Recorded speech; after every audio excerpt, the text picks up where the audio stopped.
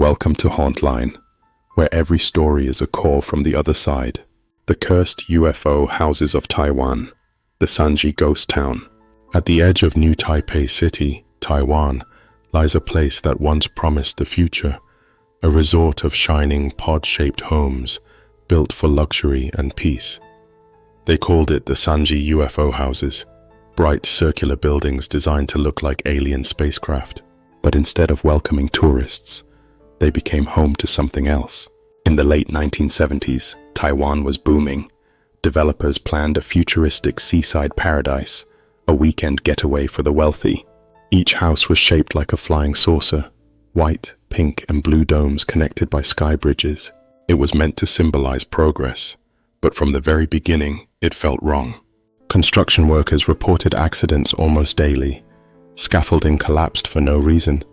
Equipment caught fire, and one worker fell from a roof, landing in a position they said looked like he was kneeling before something unseen. Locals whispered that the land itself was cursed. Before construction began, the area had been a burial site for Dutch soldiers from the 1600s. Some say their graves were disturbed when the bulldozers came. Others claimed the land was used for ghost marriages, rituals to unite spirits who died without partners.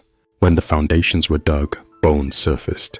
Instead of stopping construction, the company buried them again, quietly.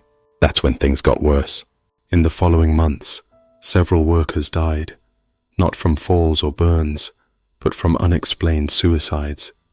Men who had seemed normal hours before were suddenly found hanging inside the pods they were building.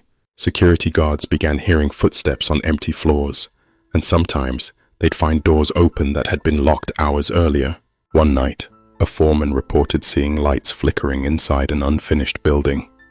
He thought vandals had broken in, until he saw the figures. Dozens of them, walking slowly, glowing faint blue in the dark. When he ran, he heard whispers behind him, in a language he didn't recognize. In 1980, after years of delays, the company decided to shut it all down. Half-built pods were left abandoned. Locals started calling it the ghost town. Soon after, strange things began happening nearby. Cars lost control on the road leading to the site. Birds avoided flying over it. And at night, fishermen reported glowing orbs hovering above the ruins, then diving into the sea and disappearing. In 2001, a group of explorers filmed their visit to the ruins.